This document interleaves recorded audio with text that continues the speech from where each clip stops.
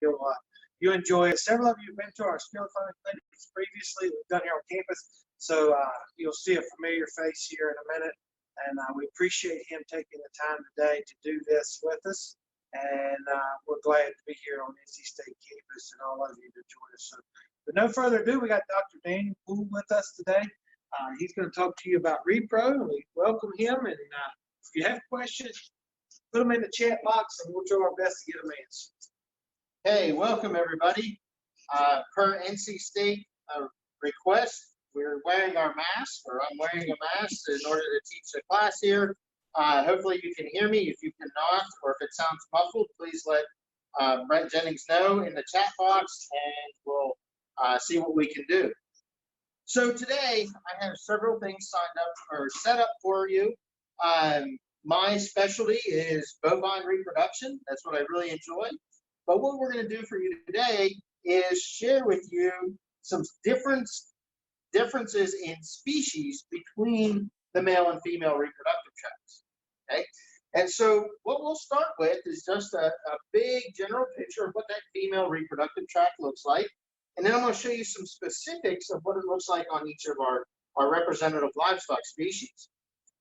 So we'll start over here, my very crude drawing.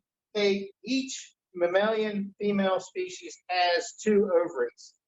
Okay, and on that ovary, there's 2 very unique structures.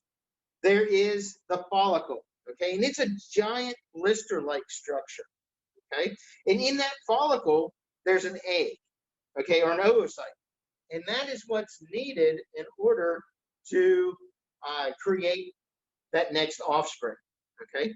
Some species, like cows, will only ovulate 1 follicle, and you'll have 1 calf. Other species, like our sheep, goat, or pigs, will ovulate multiple follicles to have that litter-bearing species. The other structure that we'll see on the ovary of some of these tracts is a giant yellow circle, and that's called the Corpus Luteum. That's Latin for yellow body. In order for an animal to maintain a pregnancy, that female has to have a corpus luteum, or yellow body, on that ovary. Okay, so after that animal would ovulate, then that egg is going to go down through this female reproductive tract. We have the oviduct. This is also referred to as the fallopian tube, and this is where fertilization is going to occur.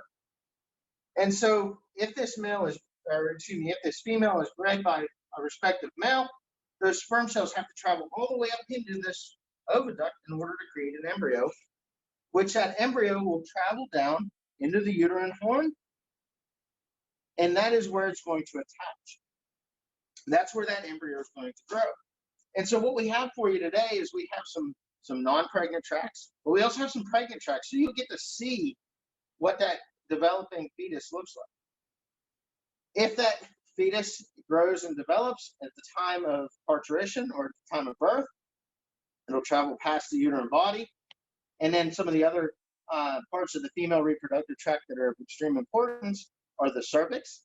The cervix helps protect that fetus. It helps protect that female reproductive tract. And so it's a very tight-knit locking area in order to prevent anything from getting up into that uterine horn or uterine body to cause a problem. And then down here we have the vulva, which is part of that external genitalia that we'll see on our animals. Right next to my drawing that I have on the board is a model of a reproductive tract that came out of a mare. Okay, now this is not to scale. This is actually 3 times the size of what we'd really see in a mare, but we have the same parts listed as I draw on the board. These yellow structures here, these large yellow structures, those are the ovaries. Then we have this oviduct, followed by the uterine horn, and then the mare, since it only generally has 1 offspring, it has a large uterine body, and then the cervix, the vagina, and then the external vulva. Okay, so this is one example. We do have some other examples of mare tracts and what they really look like. And again, this is a 3-size model. So all female reproductive tracts have the same type of structures. Okay, but we're going to see a lot of differences when we compare. And so if we take a look, here we have two species.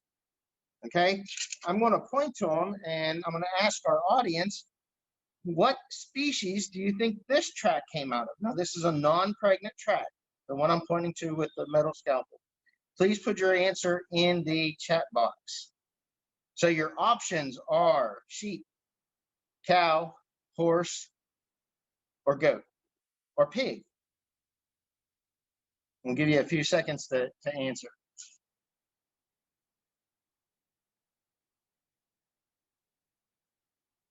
Getting any answers?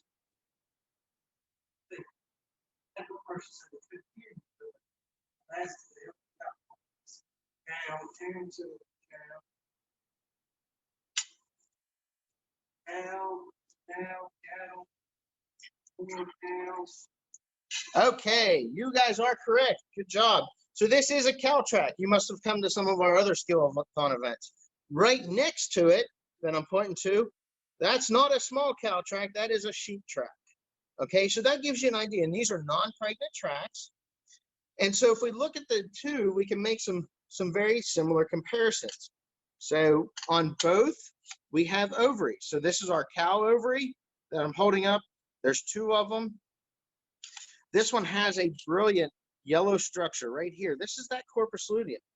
And so that animal could possibly have become pregnant, but they would have been a very early stage of pregnancy when we collected it. The blister-like structures that I referred to as follicles, there's an example of one right there, okay? If we would touch our eyeballs, now I don't encourage you to touch your eyeballs, but if you touch your eyeballs, that's what it feels like. So it's fairly squishy, like a blister, okay? If we switch over to our U tract, okay, we have an ovary here, we have another ovary here. Again, much smaller, but more comparable to what that species is. Now, we don't have any Corpus Luteum on the U tract, but we have a lot of follicles. All those little dents on there, hopefully you all can see, are follicles, okay? And so on both ovaries, there's a lot of follicles. On both tracts, we have the oviduct. And so if we go back to our cow tract, just to see it, because it's a little bit bigger, I'm going to stretch it out over my fingers. Okay, that thin structure right there, that is the oviduct. Okay, that is going to connect the ovary to the rest of the uterine horns. And so that very tiny area is where fertilization is going to occur. And again, there's one on each side to support each ovary. Then we get into the larger uterine horns.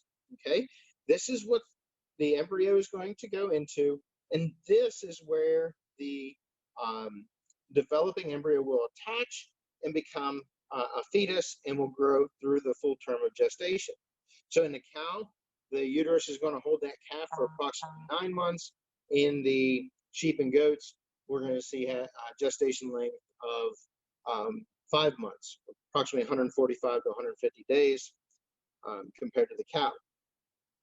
Now, in reality, though, the side that fetus is going to go on and mature onto is going to be the side that has that corpus luteum. Again, the corpus luteum is necessary for pregnancy to occur. Okay? So this is some general anatomy here.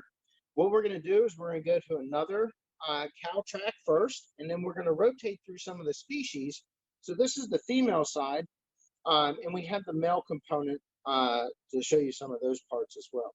So let's move over to this table, please.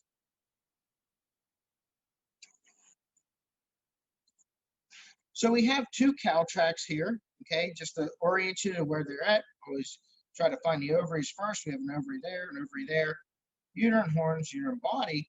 But in this case, we have the cervix that's cut open, okay? The cervix, again, helps protect that uterine environment, helps protect that calf that's growing in there. And in the case of the cow, and sheep and goats for that matter as well, the cervix has interlocking rings, okay? So we can see these fingers, or you can pretend to see these fingers here, that interlock like this. And that creates a meshwork that prevents stuff from going up and hindering that potential fetus. Here we have another bovine tract. The vagina and the vulva has been cut off of these tracts just due to the way that it was collected at the time. But we can see the other major parts here. We see the ovaries, again, lots of follicles on these ovaries, those luster-like structures connecting into the oviducts and the uterine horns. Okay, so that's the cow tract. We'll get into some of the tools for artificial insemination later in the talk. But one of the things, or one of the challenges that we have in artificial insemination with the cow is we are placing the semen when we perform artificial insemination past the cervix and into this uterine body. Okay, so we have to be able to pass that inseminating rod through those interlocking grids within that cervix. And so that can be part of the challenge when we're trying to adopt artificial insemination. Now, the bull, on the other hand, in a natural cervix situation, he's going to deposit the semen in the anterior portion of the vagina, which would be in this area here, and then the sperm cells themselves have to swim up through the female reproductive tract. Okay, so before we go on to another species, let me just show you what that male reproductive tract looks like. And so this is a tract that was taken out of a bull. Okay, and we'll start with the very end. Like the cow having 2 ovaries, the bull has 2 testicles. Okay, we can see them here. If you're wondering about the coloring of these tracts, we have a combination of tracts. We have some tracts that were freshly collected at a slaughterhouse and then frozen for these type of events. And then we have others like this bull tract here that have been collected and put in a fixative. And that fixative helps increase the lifespan of the tract so we can use it for different teaching events. And so the discoloration you see is due to how it is preserved. Okay, so we have down here at the bottom, we have 2 testes. Those are our testes from a bull. If we want to compare species, because I don't have another boar tract, we have a couple of testicles from a boar tract. Okay, again, a litter-bearing species, they're going to need to provide more sperm in order to create that litter, as opposed to a single bearing species like the bull. Some of the basic anatomy of the testes is we have the basis of the testes, and then sperm cells are stored in the epididymis, which runs right along it. And the testes have to be out of the animal's body. In order for them to function normally, they have to be 4 to 6 degrees cooler, 4 to 6 degrees Celsius cooler than the rest of the body. If they're too close to the body or they get too hot or the bull gets too hot, sperm production is going to be decreased. So sperm's going to leave the testes, move its way up into the body cavity, and then it'll eventually be deposited in the female after going through the penile urethra, and then the very tip is referred to as the glans penis. Interestingly, the glans penis of these different species is designed in order to fit the female reproductive tract. So here we have the bull tract. Now the bull has a fibroelastic type of penis, and so it has muscles that actually help keep it retracted into the body to prevent any injury. And in doing so, it creates this S-shaped structure, which is referred to as the sigmoid flexure. And so this is sigmoid flexures found in bulls, rams, bucks, and boars. It's not found in the horse. Okay, we don't have a stallion tract to show you, so that's why I mentioned it here. Okay, so this is a comparison between the bovine tracts, which some of you may have seen. We'll jump over to another table now. We've miniaturized our reproductive tracts. Okay, we're back to our sheep and goat, and the female reproductive tract, as you saw in the other one, looks pretty much the same. We have the cervix down here. The cervix in the sheep and goat is the same as in the cow, so it has those interlocking structures. So cows have 3 to 4 interlocking structures. Goats have 3 to 4. Sheep have 7 to 12. And so one of the challenges and why we don't have as easy of a time using artificial in the sheep is because of all those interlocking structures. Okay? But that's something that we're working on trying to perfect. Some other things that weren't on that other track, this round circular object here, that's the bladder. Okay, so the bladder connects into the bottom of the reproductive tract. So that's sitting out here. Another female tract that I wanted to show you is this one right here. And this is unique, okay? Without knowing where this tract has come from, when we cut it open, we see these black dots, okay? So this, seeing these black dots tells me two things. The first thing it tells me is that this animal was once pregnant, because these are where the placenta will attach in order to provide the nutrients to that developing fetus. The second thing it tells me is that this tract came out of a black face sheep. And so this is one of those things, if you're ever on Jeopardy, this is one of those neat things. You will only see these black caruncles, okay, so the technical term for them is caruncles. You'll only see these black caruncles in black face sheep. If we took a Dorset, for example, and we looked at that Dorset's uterus, we would not see these same type of black dots. So Hampshire's, Suffolk's, all of those have it. We don't know why that is. Okay, so I can't answer that. It's just something that we observe when we look at the different tracts. Okay, we do have a buck tract here. Again, it is a preserved tract. And if we lay it out, you see very similar structures to that of the bull. Okay, we have the two testes. We'll have the sigmoid flexure up here. But what I want to specifically point out on the buck tract is this little extension. Okay, so this is the glans penis of the buck, and this is something that's unique to small ruminants. This extension is an extension of the urethra called the filiform appendage.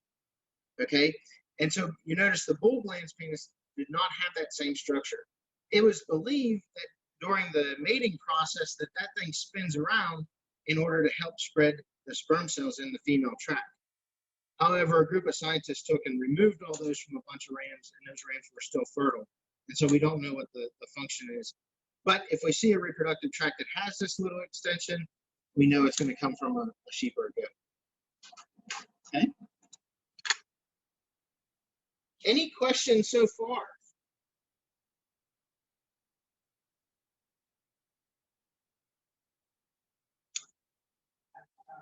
Okay, so what we'll continue to do then is I want to show you some examples of what happens when these animals become pregnant. So we're going to move over to another table. So sheep, goats, and cattle all have the same type of placenta, and it's referred to as a cotyledonary type of placenta. What that means is that they have these little nodules, okay? And these nodules connect up. So to give you orientation, over here we have a non-pregnant tract. Okay, so non-pregnant sheep tract. And then as you can imagine, during pregnancy, that tract expands, swells in order to continue to support that developing fetus. So here we have a sheep tract. This was a pregnant or a tract collected from a pregnant animal. So we have the fetus here. Okay, if I was to estimate the stage of pregnancy, this is probably about an 80 or 90 day pregnant fetus, or was a fetus from a 80 to 90 day pregnant animal. And so we have the placenta that surrounds that developing fetus. The cotyledonary type of placenta is one where the buttons come together. So all these different buttons that we have here are different points in which the placenta attaches to the uterus and provides nutrients for that developing fetus. Okay, during this time, that fetus is solely surviving off of what the mother provides. So it receives all the oxygen, all the nutrients, it removes all the waste, and it provides protection. Okay, so in the sheep, it has these type of cotyledons and caruncles that look like what I call mushrooms. They look like upside down mushrooms. The cow also has the same type of placenta, which is a cotyledonary type of placenta. Now, this is an extremely old tract, as you can see from the way the calf is starting to dissolve there.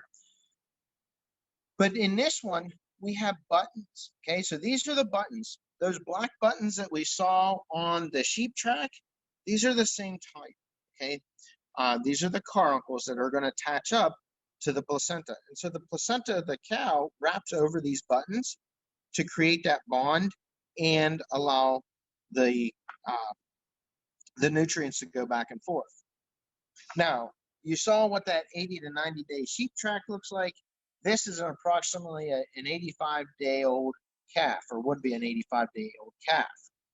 Okay, so you can see how much difference in growth. But the cow has to gestate for approximately 285 days, so this calf would have a lot more growing.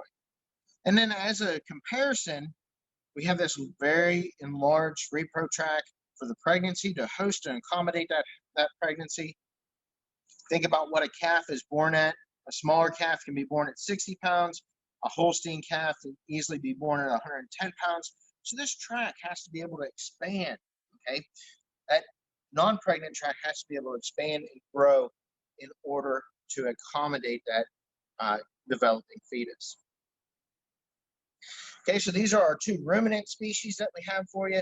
Again, the similarities between the species are very similar. We just see little differences in anatomical structures. Now, if we go to our next species, okay, here we have a pig tract, okay? So pigs are litter-bearing species. So we'll go through the anatomy here real quick. We have ovary, we have an ovary, we have a small oviduct here, and then all this structure here, okay, all this structure here, that is the uterine horn, okay? We need these long, large uterine horns in order to raise a litter, okay? The size of these uterine horns can dictate the size of the litter.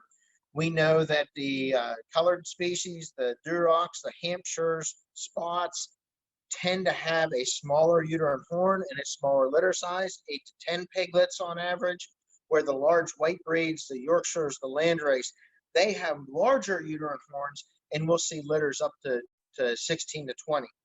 Now, what I'm going to put beside it here is just as a comparison. Okay, here's our sheep tract. Okay, that tiny little sheep tract, you see how small those uterine horns, they can easily hold twins, but we're not talking about 18 or so piglets that we'll see. So we have these long uterine horns in the sow. That's one of the major differences. Relatively short uterine body, where in the ruminants, we see a longer uterine body, and then we have that cervix. The cervix is right here. Now, this tract has a lot more components to it. So we have our cervix here. We do have some of the external genitalia. So we see the vulva here. And the female reproductive tract resides directly underneath the large intestines. And so this large tube structure here is actually the colon. Okay, so it's going to reside under the end there. The structure right here, this is just the bladder that attaches into that. Okay, so the components are very similar across all species, but depending on the output, we see these types of differences. Now, just like our cow and our sheep tract, we have to see tremendous changes in that uterus and in that female reproductive tract in order to host that pregnancy. So that is a more freshly collected tract. Here we'll switch over now to a tract from a pregnant sow. Okay, we still have our two ovaries, we have our oviduct, but now you can see that extension in that uterine horn.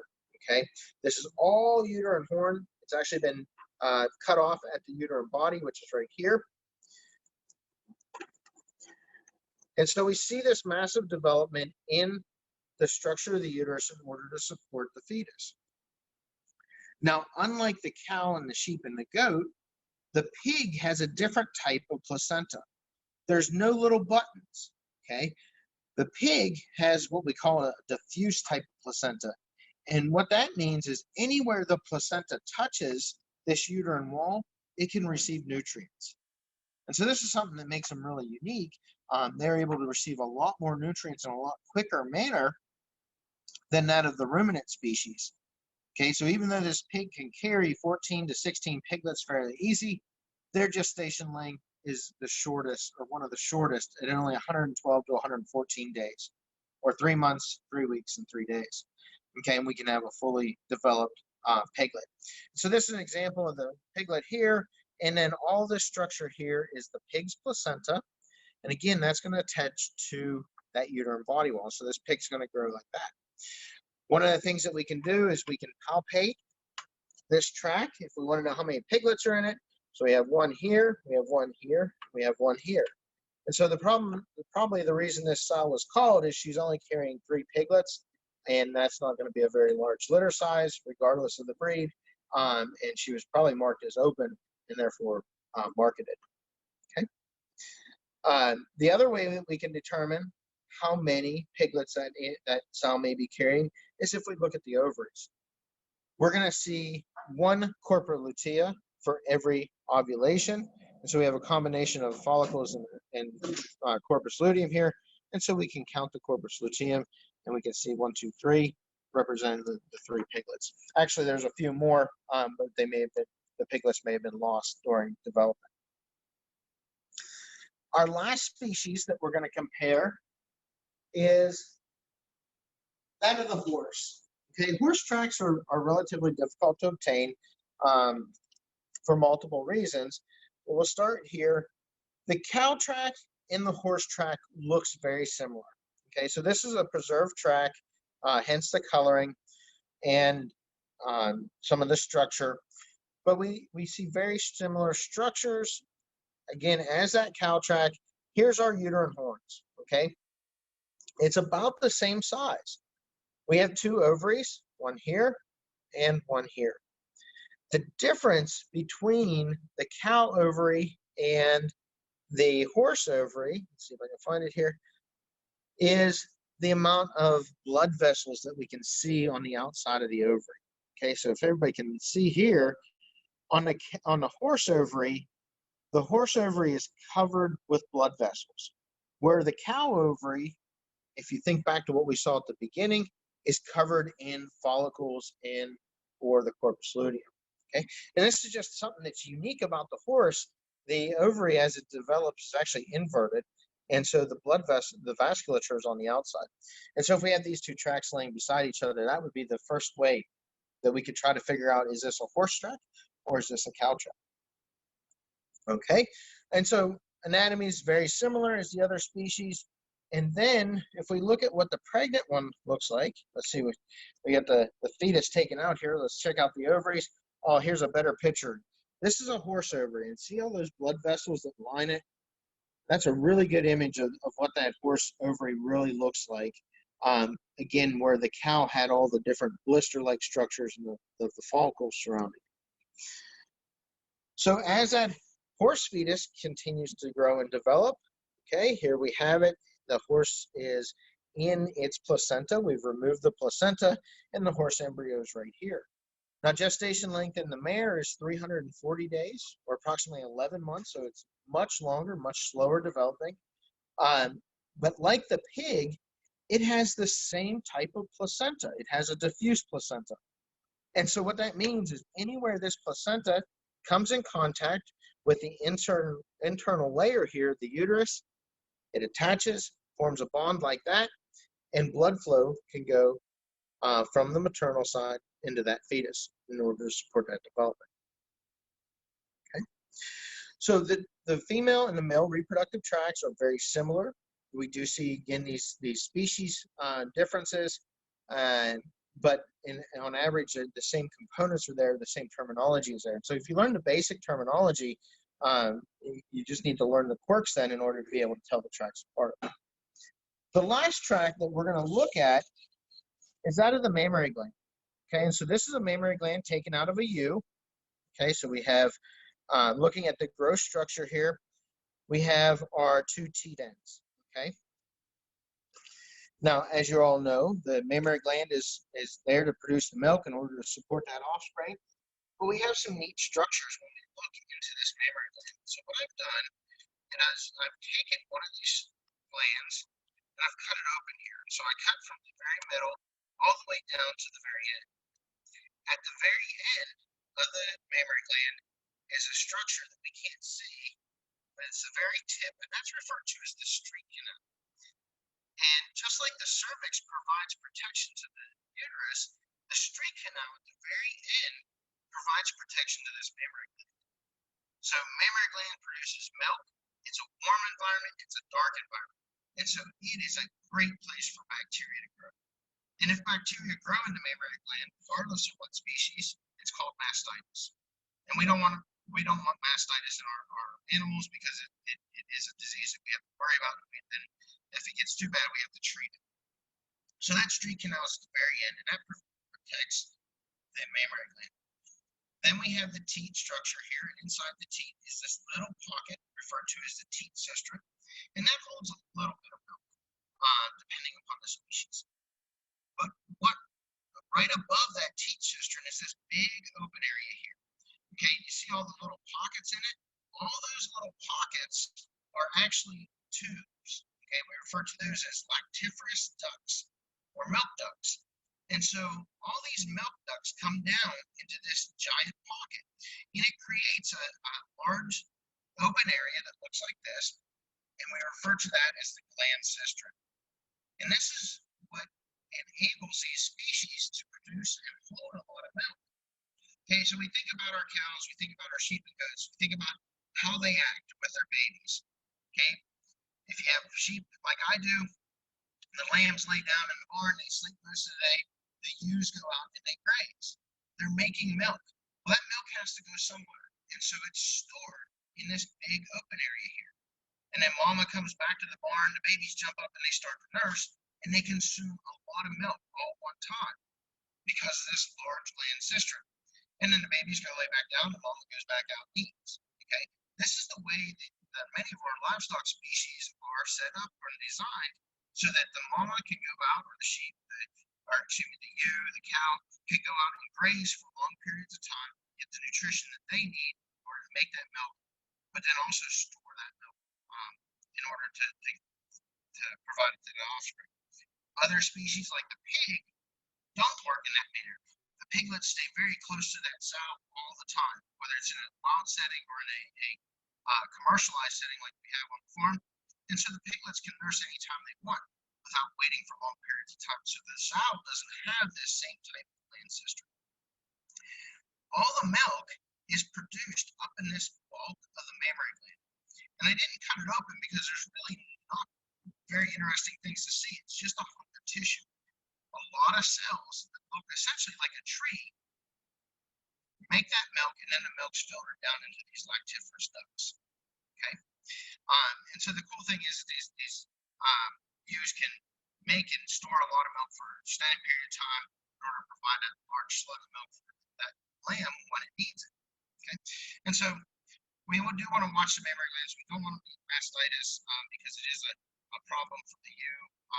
That if they would develop a bacterial infection in here, then you'd have to take actions in order to correct that. So this is something we haven't seen in a Skillathon before, but the mammary gland is considered part of the reproductive tract. It's regulated by very simple hormones and is essential for growth of that offspring. Okay. I'm going to take a few seconds here to see if there's any questions on the anatomy.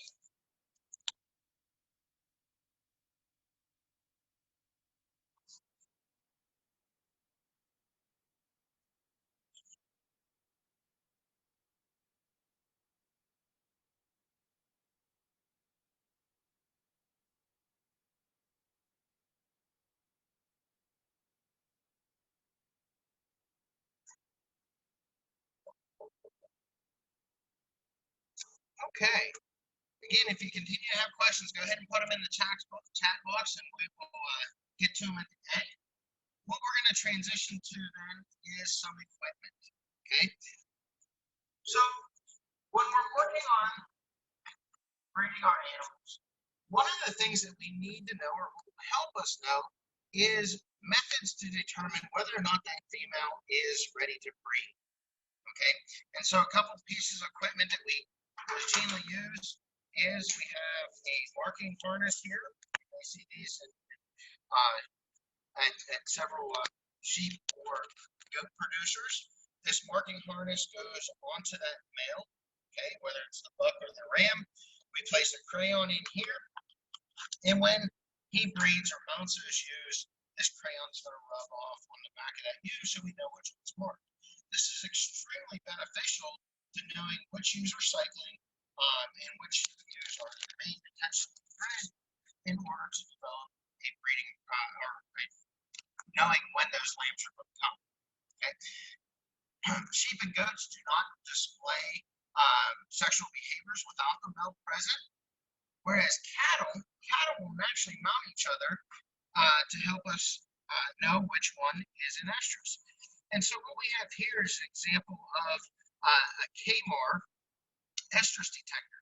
And so what we would do with our KMARs here is we would glue this onto the tailhead of the cow or the heifer, and whenever another animal would mount that female, inside of it is a capsule. These are quite old, so they may not pop. That's why I have a red one here for you to look at. It releases a dye, okay?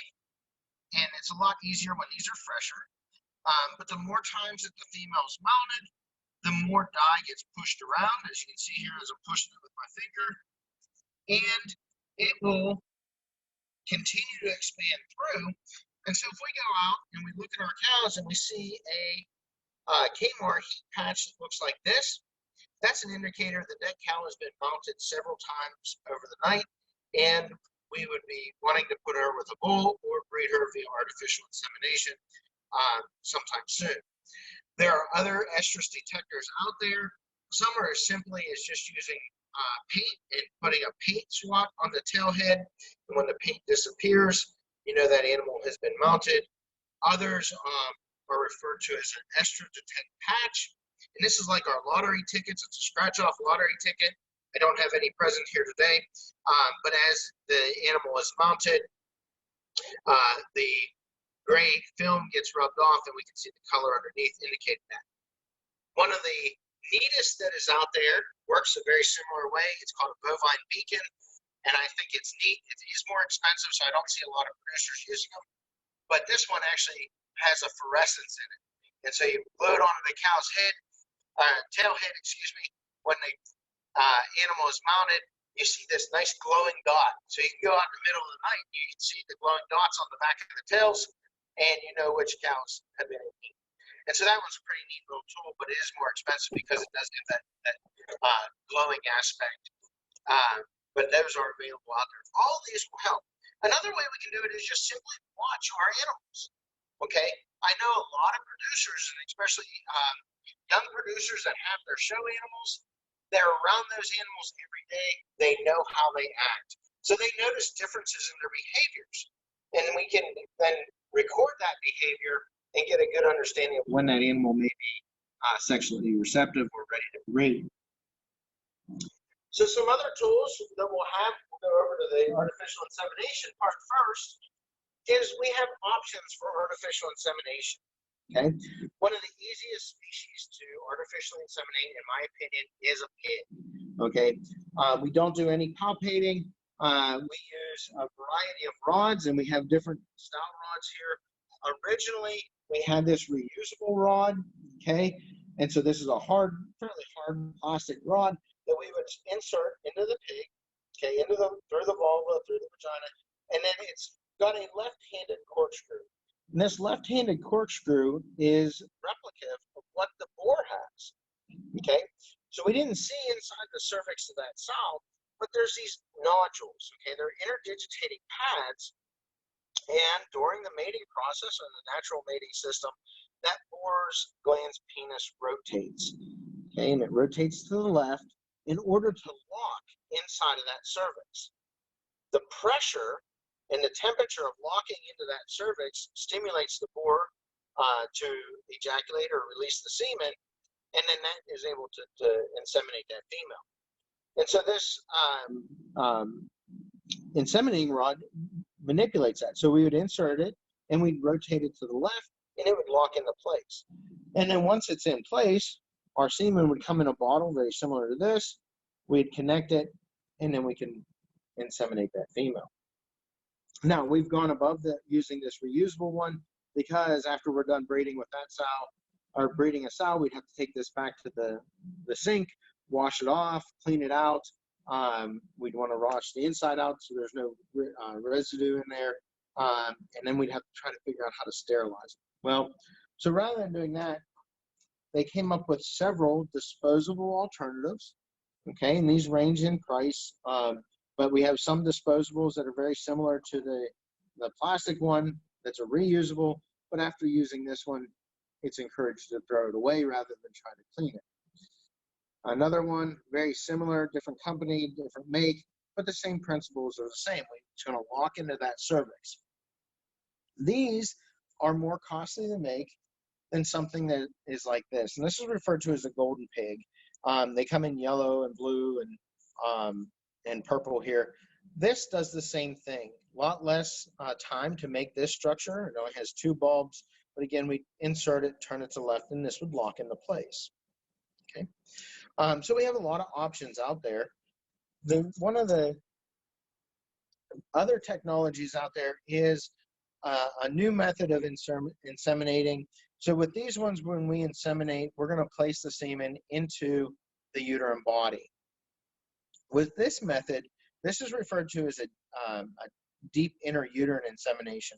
So we'd lock the catheter into the cervix, but then we have an extension, which allows us to push this forward, and this would go up into the uterine horn. Okay, if we had frozen semen, which is very odd in the swine industry. Most swine are artificially inseminated with fresh semen. But if we had frozen semen from a boar that was a really hot commodity, we could use this type of insemination and may increase our pregnancy rates, our farrowing rate. Okay. For more information about artificial insemination with pigs, I would definitely contact Dr. Billy Flowers, who's in the Animal Science Department here. He has led the way in innovation for swine artificial insemination for the past 10 years or more, and can provide you a lot more insight on it than a cow guy such as myself. Okay, so we have the different types of structures. Now, when we switch over and we talk about ruminants, the cattle industry has really invested a lot of research into figuring out how we can cryopreserve genetics or cryopreserve semen for decades. So artificial insemination in cattle actually started in 1949 and really advanced through the 1950s and 60s. In the early days, sperm cells were stored in these glass ampules, okay? And so this is an old sample that, of course, is no longer viable, but this is what it was stored in. And then this ampule went into a cane such as this, and then this cane would be frozen in liquid nitrogen. Okay, there are cows being inseminated today at some of our neighboring institutions that are being bred with semen that has been properly stored for decades in ampules. And the reason for this is we want to bring back old genetics in order to examine different characteristics or production parameters that we may be interested in. So as long as it was stored properly and it was kept cold, these samples last essentially indefinitely. Okay, they're going to be stored in a liquid nitrogen tank such as this, or a liquid nitrogen refrigerator. Now, this is a tank without any liquid nitrogen that we use for teaching, but it's very thick-walled, and we have these stored in here. And in a normal situation, you would see a plume of smoke come out, and what that is it's the liquid nitrogen starting to evaporate. Now, this is liquid nitrogen that is a very cold substance. This is not the liquid nitrogen that we'd say apply to our cornfield during the summer. Okay, liquid nitrogen that we're using in these tanks is minus 350 degrees Fahrenheit, so extremely cold, or minus 194 degrees Celsius. Extremely cold. It will burn you immediately once you touch it. Okay, so that's why we're not going to play with any of it today. If we take and we look at the inside of this tank has several layers. Now, this is an extremely old tank that we cut apart for teaching, but we have this hard outer shell, and then you have an inner shell.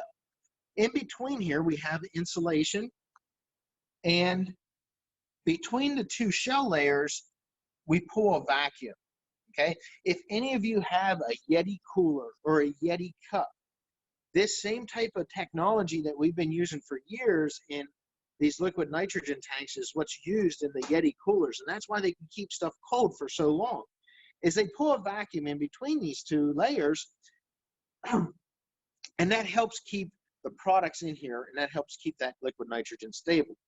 Now, what happens with these tanks when they get old is we get damage to either the inner or the outer lining, and we lose that vacuum. And as soon as we lose that vacuum, then it is just simply a metal shell. It won't keep that sample cold for very long. One of the ways we know we have a tank that fails is that if we see a lot of condensation at the top, or if you pull it out and it shoots a plume of smoke up immediately, we know that tank has a problem, okay? One of the things I will caution you is, if you're looking to invest in this type of technology, pay the extra expense and buy a new tank. Do not buy a semen tank off of eBay. There's a lot of caution that I would express at that time, because they're cheap for a reason. Let's put it that way. So inside of this tank, we're going to have these canisters hanging down. Okay, and so we saw the opening there with all the little tabs on the top. Well, each one of these tabs holds a canister, and so that's what this structure is here.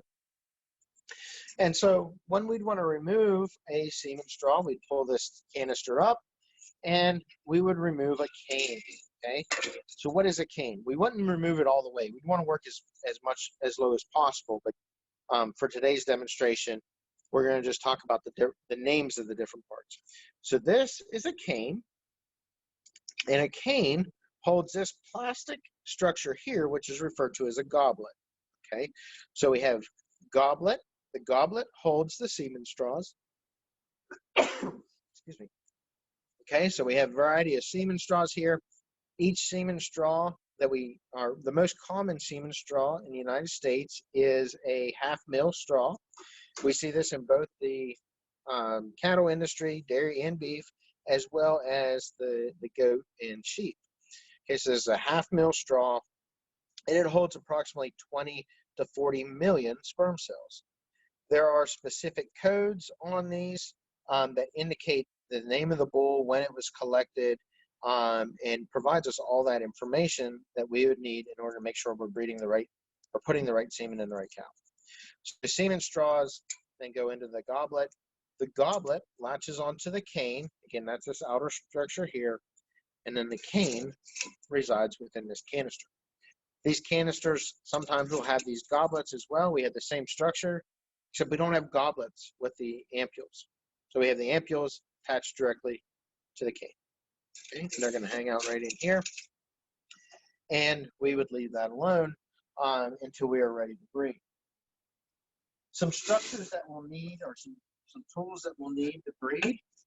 Okay, we're going to remove our semen straw from the liquid nitrogen. We're going to specifically pull it out of that goblet, and we're going to put it into a thaw tank. Okay, we need to heat these sperm cells up very quickly in order to gain that motility. Semen straws have two unique ends. They have a cotton plugged end, which you might be able to see that cotton plug there, and they have a crimped end, okay? And so why this is important is we're always going to place the cotton plugged end down into our inseminating rod. Okay, so we have our artificial inseminating rod. This is referred to as an O-ring rod. There's about 4 different types out there. There's no real preference to what we have. This is just the type we have. So we put that cotton plug all the way down, and we leave the crimped end sticking up, okay? The reason that we leave the crimped end up is this is the end we're going to cut. Inside each of the inseminating rods is this metal plunger or a stylet, and that stylet pushes against the cotton plug in order to get the semen out of the straw. We cut the straw with scissors or something that is referred to as a Cito cutter, okay? There's a razor blade in there. We'd stick it in. We'd cut it. After we cut it, we're going to apply a sheath, okay? And this sheath goes over top of it and locks everything into place. We're almost ready to go to the cow. And at the time we'd go to the cow, we'd put on our inseminating or inseminating sleeve or shoulder length sleeve, and we would go breed that cow. Another item that is encouraged to be used is a pair of tweezers or tongs, and these are specifically designed in order to grasp that inseminating straw or that semen straw. Okay. Some people use these, others find it difficult to use them. I would get in the routine practice of using the tweezers just because the liquid nitrogen does have the opportunity to burn your fingers, and you don't want to lose any sensitivity to your fingers.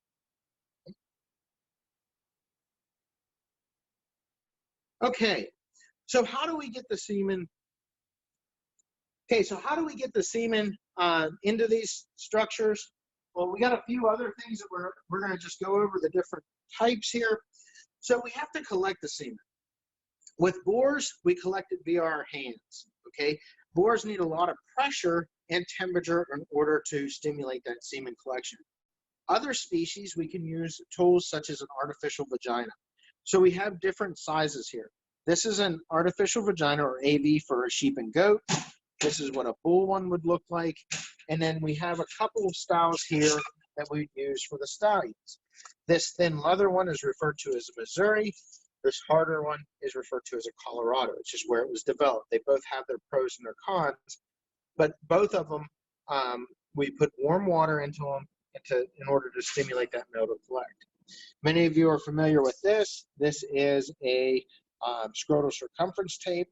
You can use this in order to record the scrotal circumference of bulls and bucks and rams. The greater the size of the testes, the more potential sperm output. If we don't want to collect the male, some other tools that you may see is various tools used for castration. So we have an emasculotome that will help to crimp, and it's going to go right above the testes, and we crimp it like that in order to remove the testes if we're going to neuter or castrate a male. We have a Newberry castrating knife, just another tool that we use. Some producers would prefer just to use a regular razor blade. We can use this in order to make our incision during the castration process in cattle. And then another tool is just simply a bander. I don't have any bands on this, but in the small ruminants, we do a lot of banding where we put a rubber band over that and then insert it above the testes. To wrap up our little segment here, we'll just continue with some other common tools that you may see used in reproduction. If that animal is pregnant, or if we're trying to get that animal pregnant, we'll start over here. Some things that we'll see that are common in the market are that of the cedar. This is a tool used for estrous synchronization, and we have the cedar applicator. Okay. If that animal is pregnant and may have a problem delivering that offspring, these are tools that we'll see in the cattle industry. We have OB chains, or obstetric and gynecology chains, our handles, which are essential when we're using the chains. And another tool that's out there is a cable that's just referred to as a calf pulling cable. Okay. So that's what I have for you for today. And I know we spent a lot more on the anatomy and so forth. Are there any questions that I can answer for you all?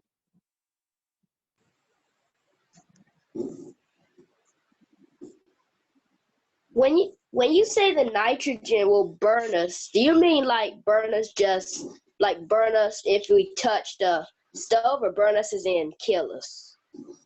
So great question. So with the liquid nitrogen, it's going to be a contact burn, but rather than being, so if you touch the stove, it's going to be a hot burn. It's going to be a cold burn here, but it'll just cause a little burn on your fingers. It won't kill you unless you try to drink it. You don't want to do that. So okay, it's more just that you want to be cautious when working with it. And I will say, hopefully when we get back to a normal routine and we can have these Skillathon practices or clinics in-house here at NC State, I'll come back and we'll do one just on semen handling, and you guys will get to experience removing a semen straw from that and thawing it, and we'll look at it under a microscope if Brent has me back, which he's giving me a thumbs up. So What method of castration would you recommend? Okay, so depends on the species. And I'm going to tell you for species other than horses, because I would strictly have your veterinarian castrate horses. There's a lot of difficulty with that. With pigs and cattle, I would surgically remove them with a scalpel or a razor blade. Okay. Main reason for this is I know I'll have two testes when I remove them. When castrating cattle, remove the bottom 1/3 of the scrotum, and both testes will drop out, and you can easily pull them and to remove them. That is encouraged over using a band, because we don't vaccinate cattle for tetanus. And one of the things that we know will happen if we band a steer or band a bull to make a steer, we have that tissue there, and that tissue can create tetanus toxoid and poison the animal. Now, sheep and goats, most of us are vaccinating with CDT, which is overeating disease, is what we know it as, but that T is tetanus toxoid. And so with sheep and goats, I use a bander. It's easy, and we don't have to worry about that open wound. So on sheep and goats, use the bander. In cattle, I prefer to cut. Great questions.